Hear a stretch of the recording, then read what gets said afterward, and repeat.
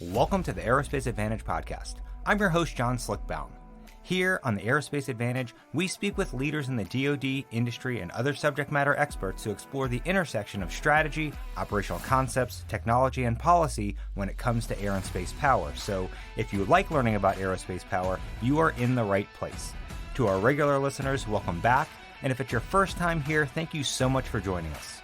As a reminder, if you like what you're hearing today, do us a favor and follow our show. Please give us a like and leave a comment so that we can keep charting the trajectories that matter to you most. If you want to understand what keeps U.S. military leaders awake, just listen to Secretary of the Air Force Frank Kendall. China, China, China. He's right. The Asian superpower is growing its military capabilities, and their leaders have demonstrated a clear intent to assert themselves around the globe in ways that often conflict with American interests and values. On the flip side, we say it all the time, the U.S. military is not trained, organized, or equipped to fight a near-peer adversary. It hasn't been since the end of the Cold War. The cuts of the 90s, paired with the focus on counterinsurgency operations for the last 20 years, have taken a major toll. It wasn't always like this. In the years after World War II, our country understood the growing threat posed by the Soviet Union, and leaders built a strong deterrent force. It was all about maintaining peace through strength. Regardless of the finer details, American Cold War military strength was drastically different than what we see today. Fighter and bomber innovations in the 50s and 60s were unprecedented. The space race of the 60s unlocked technologies that put satellites in orbit and men on the moon. The 1970s created the Air Force that deterred war through the height of the Cold War in the 1980s and saw the fall of the Soviet Union at the end of that decade. F-15s, F-16s, F-117s, A-10s, B-1s, B-2s, E-3s, KC-10s, C-5s, and more. This force was put to the test in Desert Storm, and the results were beyond decisive. But the story obviously sees some challenges from that point forward, given the peace dividend leaders sought in the 1990s and focused highly on ground-centric, permissive operations in Afghanistan and Iraq. During the last 30 years, the U.S. Air Force capability and capacity eroded. It's now the oldest and smallest since World War II. And during that time, an ambitious China has secured its spot on the national security stage as the fastest and largest threat growing, challenging America's interests around the globe. Now, on last week's Rendezvous, we discussed DoD's annual China report. They just released it. The feedback to that conversation has been overwhelming. The document is officially known as the Military and Security Developments Involving the People's Republic of China 2023. It's technically released to Congress, but it's designed for a public audience, so we recommend you take a look. We've put a link to the report in the show notes, so with that, we want to continue this conversation. The 2022 National Security Strategy states that the People's Republic of China, PRC, is the only competitor to the United States with the intent and increasingly the capacity to reshape the international order. As a result, the 2022 National Defense Strategy identifies the PRC as the pacing challenge for the Department of Defense. As the PRC seeks to achieve national rejuvenation by its centenary in 2049, Chinese Communist Party (CCP) leaders view a modern, capable, and world-class military as essential to overcoming what Beijing sees as an increasingly turbulent international environment. So I am very excited to welcome back Mike Dahm, the newest senior resident fellow at the Mitchell Institute. A career naval intelligence officer, Mike has served as the assistant U.S. Naval Attaché in Beijing. He was also the senior naval intelligence officer for China at the Office of Naval Intelligence, and we are honored to have Mike on our team. The insights and perspective he brings to our work is crucial for understanding where air and space power needs to go and why. So, Mike, welcome back to the Aerospace Advantage. It was great to have you on last week, and by popular demand, we are happy to host you here for an encore. Thanks, Slick. Happy to be here. So, Mike, I really appreciate you joining me today. And before we get into the report, I want to give you the mic for a minute to share your background with the audience. And, just tell us about your time as a naval officer and what did you do and where were you stationed? Yeah, so I've been getting a lot of questions about why a Navy guy is here at the Mitchell Institute and what he knows about aerospace power. But, When it comes down to it, I think most of my military career was focused on aerospace power, even if it wasn't strictly Air Force aerospace power.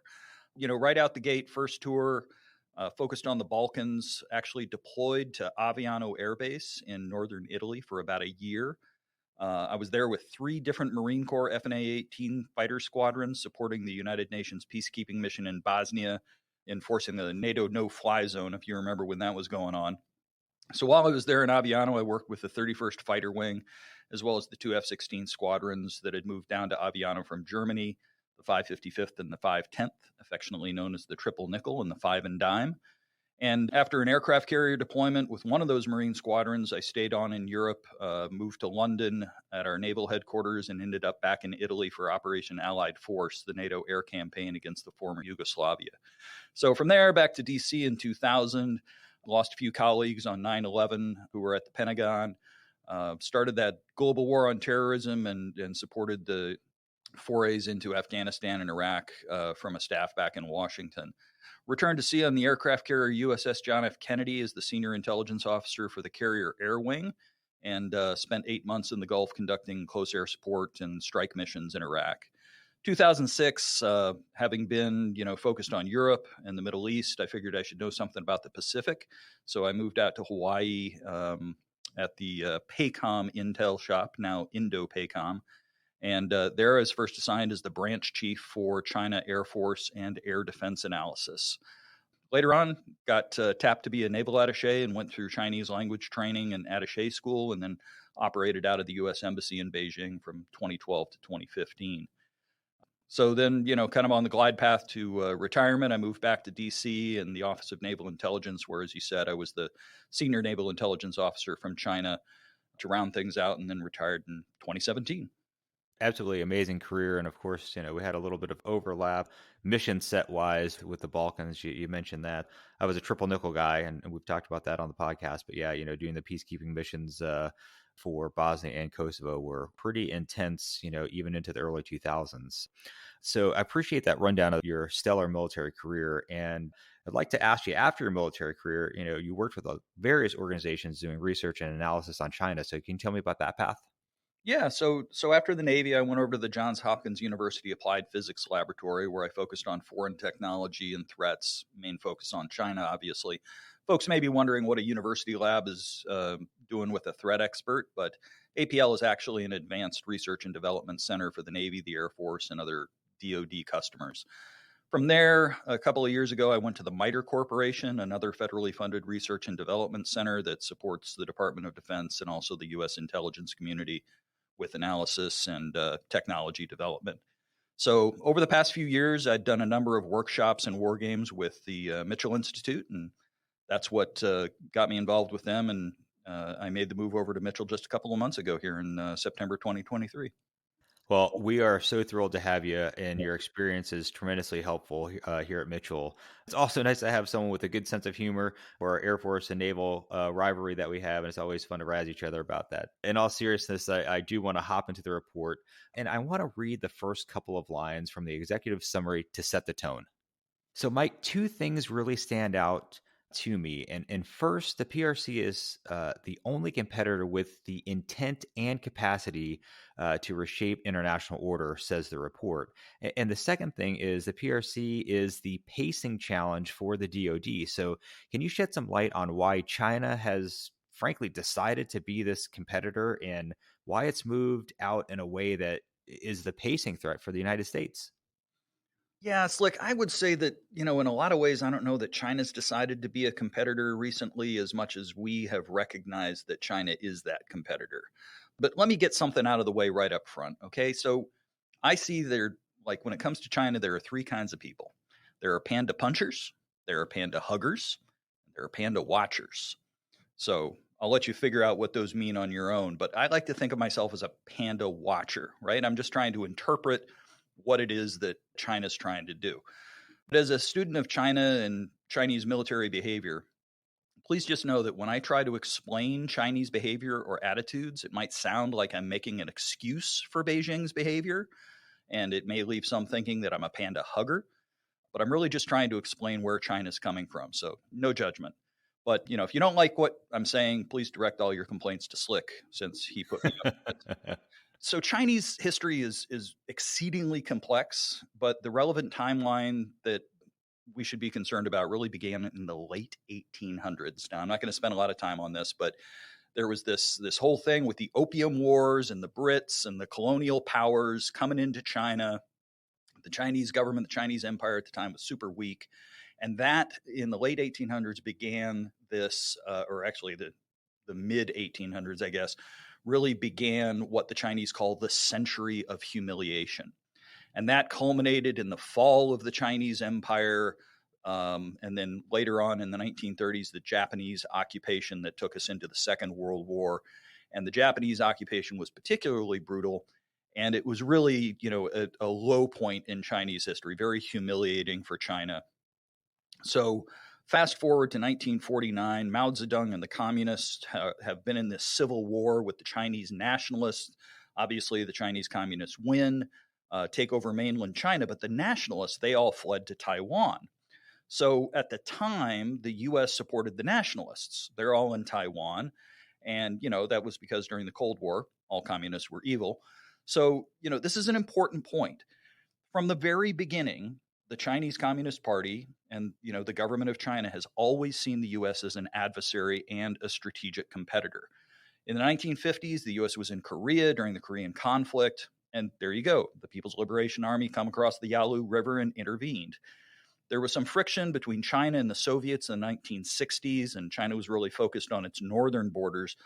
But after that border conflict was resolved, China turned its attention back to the U.S. as a strategic competitor, and we were fighting Chinese MiGs over and around Vietnam. So even after the U.S. officially switched recognition from Taiwan to Beijing as the legitimate government of China in the 1970s, China still held out that there was because the U.S. continued to support Taiwan and continued to say that they would provide Taiwan with weapons of a defensive nature, China kept seeing the United States as this strategic competitor. So then more recently in the 1980s, China began to open up. They began to develop economically. And we'll talk about this a little bit later, but China had this strategy of biding their time and hiding their capabilities. China saw itself as a weaker power. The United States and the Soviets were still engaged in the Cold War. So China's like, we're just going to sit back, let the two big boys fight it out and see what happens. But we're going to continue to develop, knowing that our primary threat is still the United States. So then 9/11 happened. The United States began to focus on the global war on terrorism. And Chinese military scholars started talking about this thing called the window of strategic opportunity. And it was really during this window of strategic opportunity that, China, this new economic power, could really develop its economic and military might without bringing the gaze of the United States upon it. And that pretty much worked out for them. I went to Indo-PACOM in 2006, or PACOM at the time. And man, I started, I didn't know anything about China. I could barely spell PRC. And suddenly I was finding like China was developing all of these capabilities and fourth generation aircraft and all of these high-end air defense systems. And they were purchasing technology from the former Soviet Union. And I was like, dude, this is really bad. But we were still knee deep in Afghanistan and Iraq and the global war on terrorism. And it was just super hard. It was very important to the PACOM commander and what was going on in PACOM, but it wasn't getting a whole lot of attention from the rest of DoD. So I guess that's a long way of answering your question about like, how do we find ourselves back here? China never left. China has always thought of the United States as one of its principal adversaries, as the strategic opponent. And it's really just since the end of the global war on terrorism that the window of strategic opportunity that the Chinese were talking about has started to close. And in fact, the U.S. has, as they predicted, turned its gaze back to China and said, hey, what about that panda? Yeah, that is a great rundown, Mike, and I really appreciate it. And I just want to add quickly, when you were talking about 2006, I got my intro in 2007 as a brand new weapons officer spinning up a squadron to get ready to go to Iraq, and we find ourselves in Guam doing a theater security package for 7 months. And you're right. I mean, we had our eyes opened as to what was going on in PACOM at the time. And it really, really was one of those goosebump moments where you go, holy smokes, we are so distracted in Iraq and Afghanistan, and there's something super large brewing over here in the Pacific. And I'm glad that we had some awareness during that time. And obviously, we're laser focused now.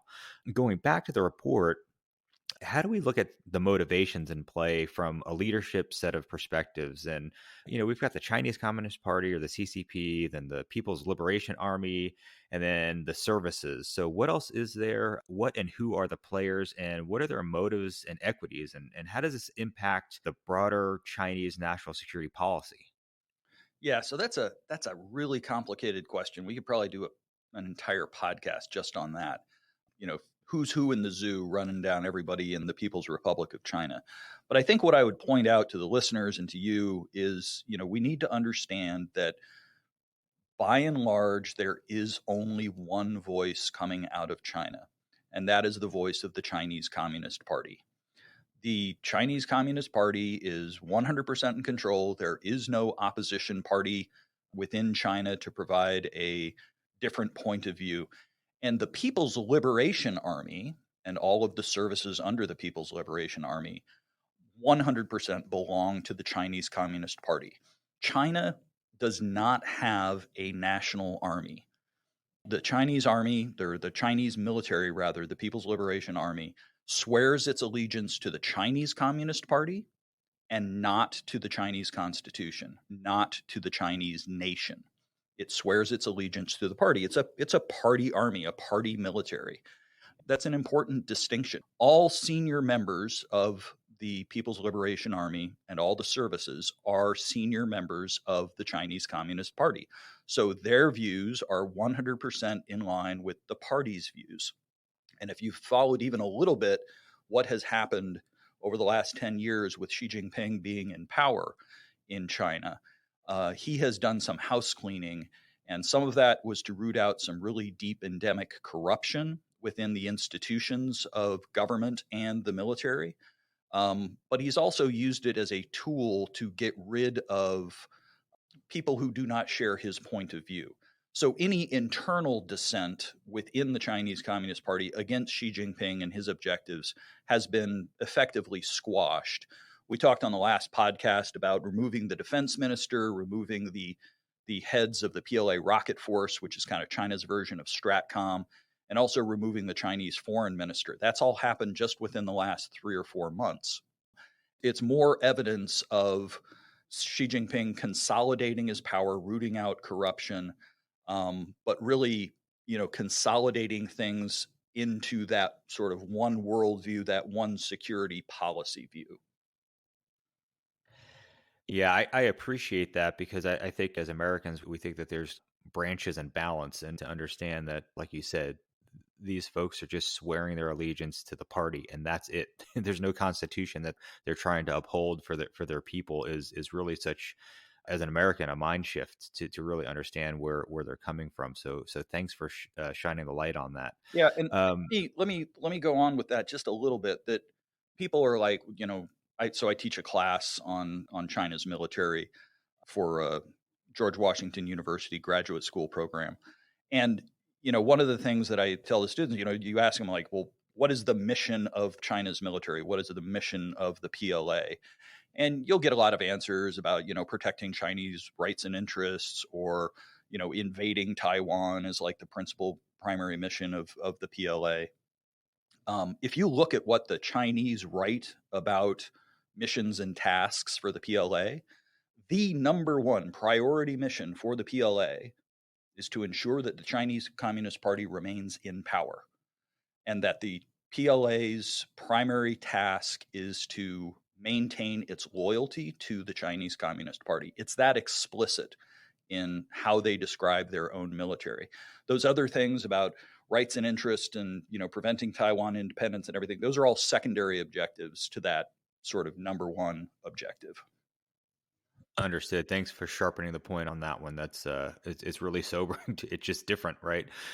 Well, now I'm going to ask you to give us a comparison of sorts as to how China's forces are made up and how they compare to the U.S. And I know we can compare numbers, but given your expertise, how do we stack up? And what about their organization? And do they have a similar model or use a similar model like we do? Yeah, so, traditionally they've got the three big branches, right? They've got a PLA army. And I should say the Chinese language is a little bit weird. We call it the People's Liberation Army.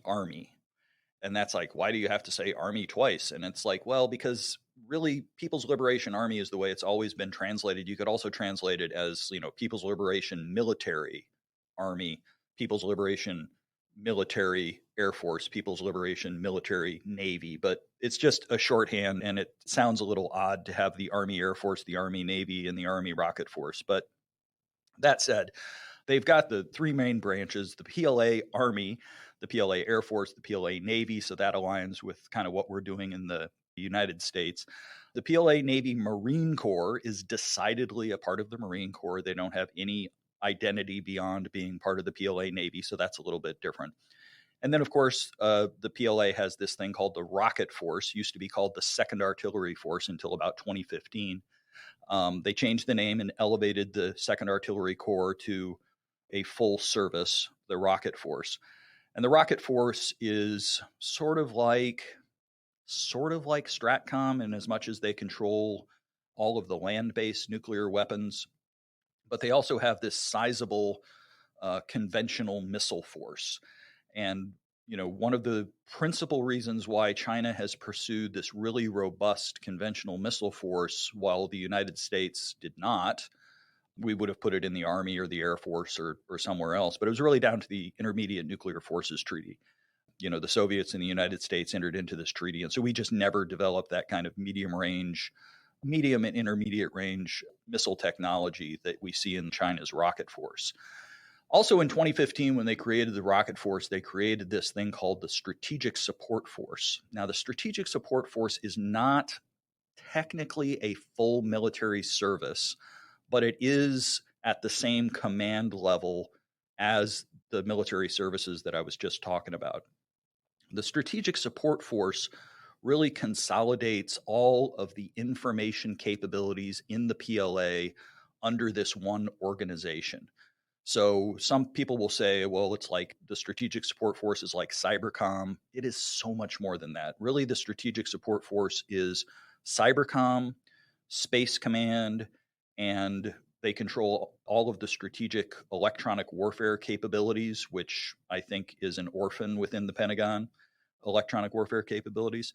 So the Strategic Support Force is really the thing that makes the PLA stand out as an organization. And it reflects how they have consolidated around what they call informationized warfare, which I think we should talk about here in a little bit. Absolutely, and using your term being a China observer or a China watcher, really get it from a scope and comparison that we are truly looking at a peerish type threat, and they're pretty streamlined in their organization. So I've got to ask you the next thing: what is your understanding about their training? Because that's something that we always tend to look at from a military perspective, especially when we think about what we get from our intel sources, that we faced, large numbers before, thinking about the Cold War and things like that. But training was always pointed out as a weak point. And we've seen headlines where former fighter pilots from, allied nations have been working with the People's Liberation Army Air Force. So how is their training compared to what we're doing currently? So if you had asked me that question when I first started looking at China, gosh, how long has it been now? 18 years ago. I would have said, yeah, there's not a whole lot to worry about. 2006, 2007, when I was looking at the China Air Force and Air Defense Forces, a lot of the training the vast majority of the training was scripted, right? Fun fact for your listeners, China also plays red and blue in their exercises and in their training. but China is always red and the enemy is always blue. So, it's identical to how we do it. They take the red side. So back in the in the late aughts, prior to 2013, 2014, red always won in these scripted scenarios. They would sort of go through the motions. Blue would put up a good fight, but in the end, red would always conquer, and red would always win in these training evolutions. So one of the things that happened when Xi Jinping came to power, and he started reforming the PLA and started reorganizing things into the rocket force, and they changed from these military regions into more operationally focused military theaters. Xi Jinping told, from the very top, right? Xi Jinping told the PLA that they needed to focus on training in realistic combat conditions, right? This red always wins in the training exercise had to go the way of the dinosaur, and the PLA needed to be brought kicking and screaming into the modern era with modern training methods. So that's when we actually started to see the rise of professional OPFOR in China, professional blue forces in China that would study at first the Soviets and Soviet tactics or Russian tactics, but then later on they would become more sophisticated and they would start to study U.S. tactics. And so for the last 10 years or so, there has been a huge shift in Chinese training against realistic blue forces, either, Japanese forces, Taiwan forces, or U.S. forces. And red loses quite consistently. I mean, in the late teens, the PLA commanders were talking pretty openly in their military newspapers and things like that about their frustrations, where they were going to these training centers and, they were the blue forces were wiping the floor with them. And they were engaging in this sort of Communist Party self-criticism sessions where they were talking about how they needed to improve and how they needed to improve their training and their processes. So that's happening. One of the things that I've seen recently, and I'd like to dig into this a little bit more when I get some time to do some research on my own, is something the Chinese talk about, quote, using the enemy to train the troops. It's a saying in Chinese. It's been around for a long time. But this using the enemy to train the troops is predicated on this idea that hostile encounters with the enemy will help strengthen the PLA's fighting spirit. And so when we hear about these unsafe intercepts or close encounters between PLA aircraft and U.S. aircraft, or PLA ships and U.S. ships, it may reflect that idea that in order to get real world experience, China needs to look no farther than the East China Sea and the South China Sea, where there are adversaries like Japan and the United States operating. And Chinese commanders can go out there and, Chinese pilots can go out there and get an up close look at the adversary and can learn from those encounters. But, these are people flying with real weapons that are not communicating with each other, and that could all go horribly wrong. So I think that's something I want to dig into a little bit more in my own research.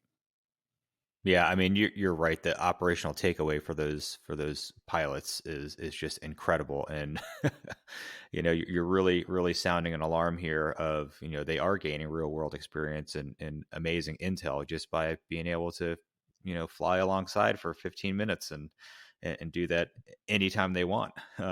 So yeah, that's going to be interesting to see what your research drives out of that. I've got to ask you this now. What about training facilities? Do they have the equivalent of our, training ranges and exercises? Of course, for me as a U.S. guy, I'm thinking about, the Nellis Tactics and Training Range in China Lake, no pun intended, and things like Weapon School and Red Flag and those types of things. So what are they building out in that regard? Yeah, so there are no shortage of training ranges out in northern and western China. It's often lost on people. China is not geographically or not geographically anything like the United States. They don't have a west coast. Most things, when you get away from the east coast of China and the big population centers, and head out west, it is deserts and mountains. So there's lots of lots of areas for missile test ranges and flight ranges and things like that. The Chinese don't really have an equivalent to something like the U.S. Air Force Weapons School or the Navy Fighter Weapons School. The closest thing is probably the Sangzhou Flight Test and Training Base. It's just south of Beijing. It was established in 1987. And that's where the PLA Air Force has its first Blue Force unit that, again, studies Western tactics and flies PLA aircraft the way they think the U.S. Air Force or the U.S. Navy would fly against the Chinese Air Force. Compared to Nellis Dingshin Test and Training Base up in the Mongolian desert is probably the most like Nellis. So this is where you see a lot of what I guess would be the equivalent of red flag type of exercises, big force on force exercises. It incorporates, surface to air missile units, electronic warfare, all the fighters and special mission aircraft and bombers that they can get up there to that big base out in the desert. It's also the site of what the Chinese call their annual Golden Helmet competition. Golden Helmet is an air-to-air combat competition. Some analysis I've seen has said that was similar to an Air Force competition called William Tell. I don't know if you're familiar with that, but it was big in the 50s and 60s. I think Sure. The Air Force tried to revive it in 2004. Some speculation that Golden Helmet is modeled after that, but it reflects, this move over the last 10 or 11 years toward, more free play and less scripted combat. And every year a pilot wins the Golden Helmet and he's heralded in the Chinese press as like, the best pilot in the PLA Air Force. Well, Mike, thanks for helping us understand so much of what's in the report as far as understanding China. But one of the most staggering things that you mentioned last week was the fact that the Chinese Air Force is projected to produce 100 J-20s starting this year in 2023, essentially doubling their fleet of J-20s. And it's obviously going to be a huge challenge to the 184 F-22s that we have in our inventory. So can you expand on that a little bit? Yeah, so I've taken a look at the factory where the F-22s are produced. This is all commercial open source imagery. You can find it on Google Earth. But it's really kind of amazing. When you map out the facilities that the Chinese have constructed at that aircraft plant over the last 2 years, they have added over 3 million square feet of factory floor to produce 5th gen and 4.5 gen aircraft just at that one plant, right? So you look at like where the F-35 is produced at Plant 4 down in Texas, the Lockheed Martin facility.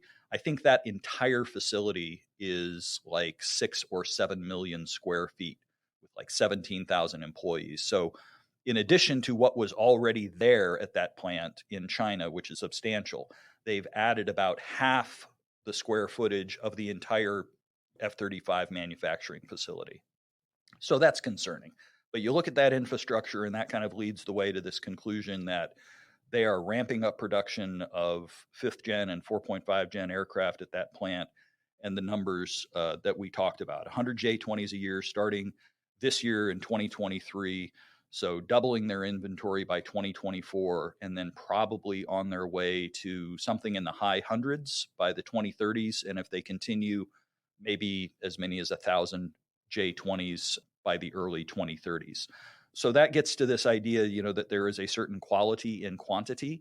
I'm not here to tell you that at the unclassified level, I've seen some analysis that says just the way the J-20 is designed, it cannot possibly be as stealthy or have as, the low observable properties of an F-22 or an F-35.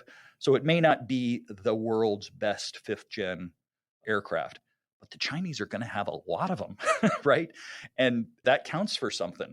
But they're not just producing 5th gen aircraft. They are still producing lots and lots of 4th gen aircraft. And some of the things that we're seeing is that they are now, in addition to replacing 3rd generation aircraft, which are still in their inventory, and I think that's an important point, they are starting to now, in addition to replacing the 3rd generation aircraft, they are also starting to replace some of the older 4th generation aircraft with 5th gen and 4.5 gen aircraft. So the China Military Power Report had this big numbers update Frankly, it looked like maybe the Department of Defense had neglected to update the numbers for the last couple of years, and an analyst sort of caught up with this year's report. So they reported that 1,300 of 1,900 aircraft in the PLA inventory are fourth gen or 4.5 gen aircraft. So math doesn't play well on a podcast, but that means probably that 500 or 600 third generation aircraft or third generation fighters are still in the PLA inventory. So these are J7 and older J7 and J8s, which are derivatives of the MiG-21. So not all that capable. But looking at those numbers, I think what we're going to see is because they're replacing these third gen aircraft and the older fourth gen aircraft, over the next several years, we're probably not going to see a big increase in that 1,900 number. It might go up by 100 a year or something like that. Because again, they're taking aircraft out of the inventory and replacing them with newer aircraft. And that's concerning as well, because, in a few years, you'll probably have over 2,000 aircraft, most of which are less than 10 years old. And when you look at the age of the U.S. fighter fleet, that should be some cause for concern. The other thing that I'll just throw out there, and again, maybe this is something we could talk about on a future podcast, is that all of these third generation aircraft, the J7s, the J8s, and then a whole bunch of older second generation aircraft like J6s, which were like MiG-19s. The Chinese are converting all of those into unmanned combat aerial vehicles, or UCAVs, right? Unmanned drones. And you can actually see in commercial satellite imagery all of these drones at airfields along the Taiwan Strait. And you're like, well, hey, I'm flying a fifth gen aircraft. What do I care about second or third generation drones, right? Those aren't gonna shoot me down. But the question you got to ask yourself is, on the first day of a conflict, if you see 50 fighter-sized targets coming across the Taiwan Strait and you've got 6 missiles to your name, what are you going to do? Well, they're drones, like, why would I waste my AMRAAMs on these second and third generation aircraft? Well, those aircraft are headed to Taiwan and they're headed to targets in Taiwan. That's the idea, that these drones at the end of the day can just be missile sponges, and they will shoot us out of, naval missiles. They will shoot us out of Patriots, and they will shoot us out of AMRAAMs. And then, the fourth gen and fifth gen aircraft come up from the rear. So again, I go back to that premise. There is a certain quality in quantity. That's what we're facing in China. Absolutely. Yeah. Again, that scenario itself should keep a lot of people up at night. I want to shift gears a little bit in the thinking and this idea of informationized and intelligentized warfare. And we've talked about it before, but how do they define those pursuits, and how does that compare to our notion of information age warfare via concepts like JADC2? Yeah, so this is, again, probably a topic for an entire podcast. So I'm going to try to contain myself, because I could go on for about a half an hour, maybe an hour, maybe 2 hours about my thoughts on informationized and intelligentized warfare. So first of all, they're weird names, right? Whoever heard of an informationized warfare before we started talking about China? But the way it translates in Chinese, that "ized" at the end is the Chinese character hua. And it basically means, the character in Chinese means to be transformed by. So a more familiar term would be mechanized, right? Transformed by machines. And so mechanized warfare is warfare transformed by machines. Informationized warfare is warfare transformed by information. Intelligentized warfare is warfare transformed by intelligent systems or artificial intelligence, sort of the basis of the term. So where China got these ideas about informationized warfare, based on my analysis, which I've been looking at for quite some time, they took informationized warfare from U.S. concepts of net-centric warfare that were being developed in the late 1990s, before the Department of Defense became focused on, wars in Southwest Asia with counterinsurgency as the primary focus. So we had these big ideas in the late 1990s talking about net-centric warfare and the importance of information superiority in future warfare. As we became distracted by the global war on terrorism, China seized upon those ideas in the early 2000s and thought, this is a recipe for success. They looked at what happened in the 1991 Gulf War, how the United States dominated the information environment, striking communication centers, striking radar stations, jamming the electromagnetic spectrum, really dominating the battlefield information space, and then picked apart the Iraqi military with long-range fires. China thought, that's a recipe for success. We want to be a modern military. That's what we're going to do. So China's been working on these ideas of informationized warfare for the last 20 years or so. And it really puts battle space information control at the center of Chinese operational concepts. So I want to make a clear distinction here. Informationized warfare is not about strategic information operations, right? Yes, that is going to happen. China would call that political warfare, where they're putting out messages on social media, where they're putting out press releases, where they're trying to dominate the strategic narrative in warfare. That's all happening. Informationized warfare is an operational concept. It is about dominating that battle space information. So it's about, what do you see in your command center? What do you see in your air operations center? What do you see in your cockpit? What do you see on the bridge of your ship? And it's about shaping the perception of those pilots and commanders and that battle space information, right? So I think that China may, and I'm willing to have this debate with somebody, but I think China may in fact be ahead of us conceptually when we talk about information age warfare concepts. I've got my own opinions about JADC2. I will hold those at this time. But I see China's thinking, at least, even if their technology isn't where our technology is in 2023, China's thinking on informationized warfare is really quite impressive. Intelligentized warfare and this idea of AI, I would say, again, something to discuss in the future, but I would observe that the United States still has firepower and maneuver at the center of its operational concepts. And so we look to things like AI as, how do we use AI to make firepower and maneuver better and faster? Like, that's what AI is for, to make our operational concepts better and faster, firepower and maneuver. Well, China has adopted this informationized warfare concept, which, again, I've argued puts battle space information control at the center of their operational concepts. So China's looking to use AI and intelligentized warfare to make battle space information control better and faster, and to use AI to shape those perceptions in the cockpit and the bridge of the ship and the command center and the things that I talked about, and really use AI to engineer perceptions. And that leads into this whole conversation about cognitive warfare and what that means. Yeah, again, Mike, just hitting these concepts so hard that you're right. That is absolutely another 2-hour podcast in the making. Now, of course, we're here because of this report. So can you help our audience understand these reports? We put a link in the show notes so they can check out the report for themselves. But what are the key takeaways from a report like this? And frankly, how does one read this thing? Because I'm sure that there's a flow that you follow from your perspective. Yeah, so I would not recommend reading this 200 plus page report cover to cover. You know, we talked about this in the last podcast, that this thing we call the China Military Power Report, it's a report to Congress. It's required by the National Defense Authorization Act from 2000. And, you know, not to be too cynical about this, but I think a lot of people consider the China Military Power Report to be some kind of public service provided by the DoD. But I think there are darker forces at play.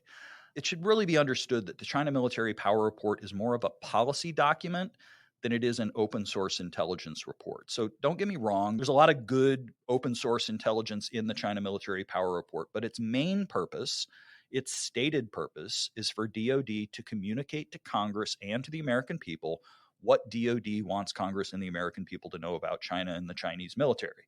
So I'm not saying there's any disinformation in the report, but it would be kind of naive to think that DoD wasn't going to, you know, emphasize things that are supporting DoD's agendas and DoD's budget requests. So the Department of Defense pretty clearly wants you to take away a couple of things. First of all, China is increasing its military coercion activities over the past couple of years. We talked last time about the Pentagon documenting over 180 instances of coercive and risky intercepts of U.S. aircraft. And just last week, in late October, we had those reports of a J-11 coming within 10 feet of a B-52. So that's going on. Again, using the enemy to train the troops. Talked about that. Other significant developments that are a huge focus of this year's report include China's increasing nuclear capabilities, the construction of over 300 missile silos out in the Chinese desert. And all of that appears to mean that China's probably moved away from an assured second strike strategy to a launch on warning posture. And if you read back to the 2022 U.S. nuclear posture statement, there's speculation in there that China may be moving to a limited first strike capability with its nuclear weapons. And that has huge implications for any kind of conflict in East Asia, just, based on what we have seen in the conflict in Ukraine, where Russia rattled a nuclear saber and it's kind of kept NATO and the United States at bay, funneling weapons into Ukraine, but not getting directly involved ourselves. I don't know if that answers your question about how to read the report, but those are some of the highlights. And again, I wouldn't read it cover to cover. I would pick the sections that you're interested in, and do a word search for Air Force or fighters or whatever it is, and kind of pick out what you want to pick out of the report. Well, Mike, I really appreciate that breakdown, and it's always good to understand what an expert like you is looking at and what you're looking for when it comes to these reports. And I think it's helpful to have that perspective if you don't do this every day. Now, shifting gears, what are you, and I, of course, want to stay unclassified here, but what does the report not say, and what do you think it should? Yeah, I think it's important to keep in mind that the China Military Power Report is just an overview. There's a lot of good factual information in the report, but there's only so much that you can say when you're trying to describe the entirety of the Chinese military and the challenges that the PLA poses to the Department of Defense. I think one of the things about the China Military Power Report that's concerning is that it's about a year out of date. The vast majority of information in the China Military Power Report is for calendar year 2022. It's the 2022 China Military Power Report. So there are very few updates in 2023, and things are moving really fast in China. We've talked about some of those developments just here on the podcast, and we didn't have time to talk about things like what's happening with upgrades to the J-20 and things that have come out just this year in calendar year 2023. That'll be in next year's China Military Power Report. One of the things I expect we'll also see next year is what happened at the beginning of this year. The China Aerospace Studies Institute, part of the U.S. Air University, released a report in late August that talked about a reorganization of the PLA Navy Air Force. Now, again, this gets in a little bit into the weeds, but the PLA Navy Air Force, or PLA Navy Aviation Forces, had always maintained a contingent of about 150 land-based combat aircraft that conducted maritime strikes and overwater patrols, and those operated side by side with the PLA Air Force, but it obviously created these command and control seams between the PLA Air Force and the PLA Navy. Well, in early 2023, over the course of about 6 months, all PLA Navy land-based combat aircraft were transferred to the PLA Air Force. Now, that bureaucratically was probably pretty painful for both the Navy and the Air Force, transferring all of those personnel, all of those aircraft, all of those airfields, all of those missile systems. But it's happened, and it has arguably closed this, whatever seams might have existed in terms of air and air defense areas of responsibility between the Navy and the Air Force. So that's something to look out for. Well, Mike, I can't say thanks enough for your time today. We're extremely lucky to have you here at Mitchell, and we really appreciate you taking the time to break this report down for us. Thanks, Slick. I've really enjoyed this time, and again, I think we've teed up a couple of great podcasts that we'll have to do in the future. With that, I'd like to extend a big thank you to our guests for joining in today's discussion. I'd also like to extend a big thank you to our listeners for your continued support and for tuning in to today's show. If you like what you've heard today, don't forget to hit that like button and follow or subscribe to the Aerospace Advantage. You can also leave a comment to let us know what you think about our show or areas you think we should explore further. As always, you can join in on the conversation by following the Mitchell Institute on Twitter, Instagram, Facebook, or LinkedIn, and you can always find us at mitchellaerospacepower.org. Thanks again for joining us, and we'll see you next time.